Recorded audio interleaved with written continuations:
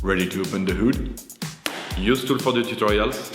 And for car parts, the right idea is the Mr. Auto app. Easy, fast, and with better prices than on the website.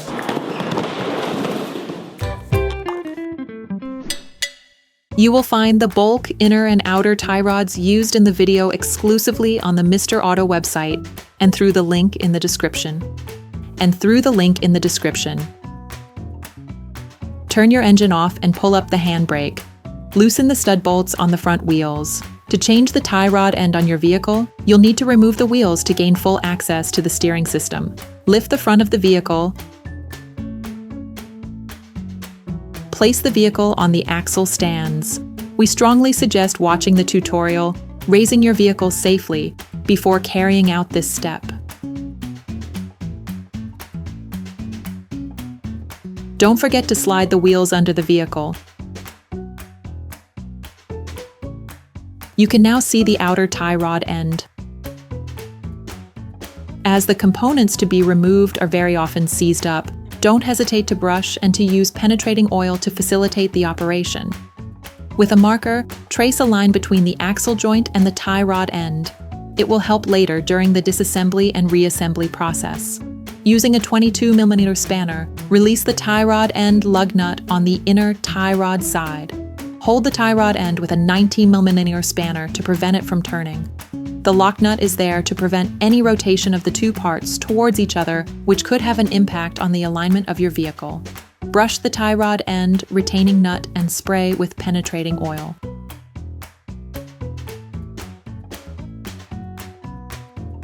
Using a 19mm spanner, release the holding lug nut on the tie rod end.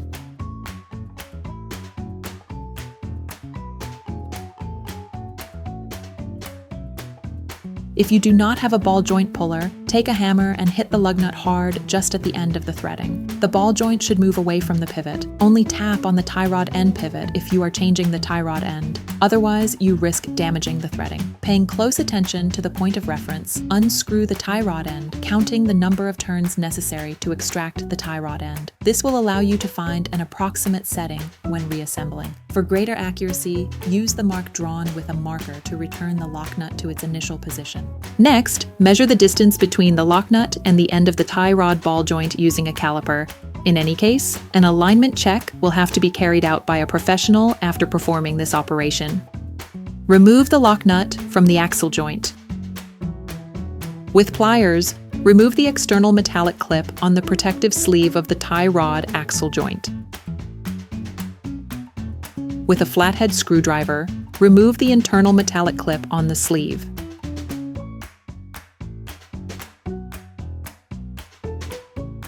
With a cutter knife, cut the outer part of the sleeve.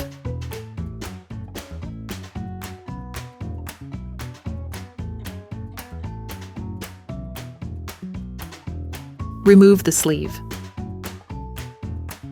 Remove the inner collar. Okay, guys, if we can share this video with you and help you save a lot of money, is also thanks to our partner, Mr. Auto. So, if you want to support us and buy the part for this operation, visit their website.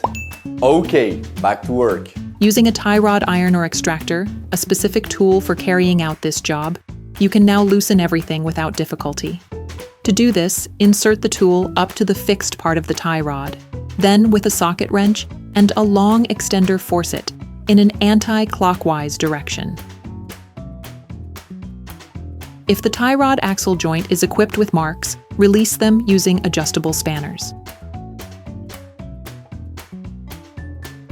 You will find the bulk parts and products used in the video on the Mr. Auto site and in the link in the description. Take the new axle joint and unscrew the lock nut provided with it. Before installing the new tie rod axle joint, apply a medium thread locker to prevent accidental unscrewing. Put the tie rod axle joint back on the steering rack. Still using the same tool or using an adjustable spanner, block the tie rod axle joint, but in a clockwise direction this time. Finish off the tightening with a torque wrench. Then remove the tool. Take the new sleeve. Put the internal clip back on.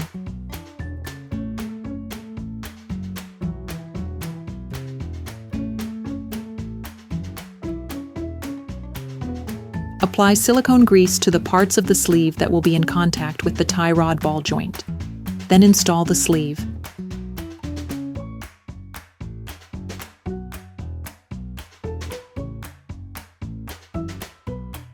You can turn the wheels so that the sleeve is easier to thread into its slot.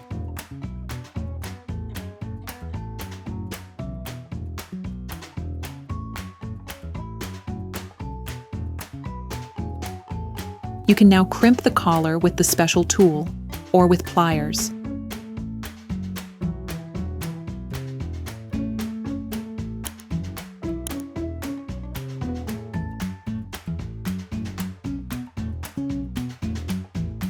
Put the external clip back on.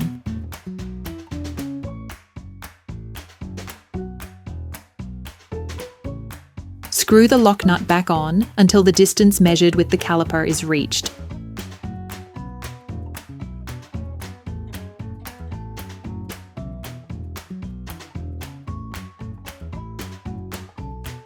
Take the new tie rod end and unscrew the lug nut supplied with it. Remove the protection on the ball joint. Put the tie rod end back in place, making the same number of turns as counted during disassembly.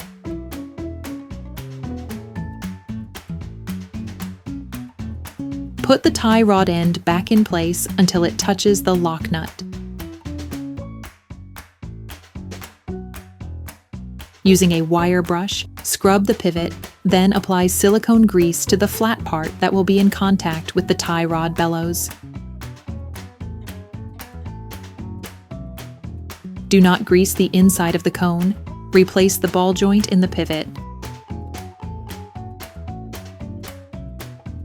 Put the lug nut supplied with the new part in place and tighten it using a 19mm wrench, a socket wrench, and a 6mm Allen socket.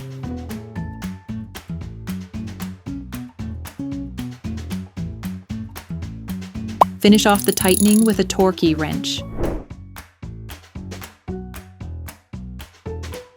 Finalize the tightening of the lock nut using a 20mm spanner while holding the tie rod end using a 19mm spanner to avoid damaging the tie rod end. Then, you will be able to put the wheels back on your vehicle. During this operation, you will work on the steering system of your vehicle. Checks on tire alignment, when carried out by a professional, will guarantee that your steering system has been perfectly aligned and is in good working order. Put your vehicle back on the ground and fix the wheels in place properly. Operation completed. Hi, it's Theo from UseTool. I hope this video has helped you a lot in your car maintenance. We would be super grateful if you could spread the word so that we can produce even more tutorials. Simply give us a like, a comment, and hit that subscribe button. It really helps us boost the channel and help the whole community. Thanks a lot and have a great one.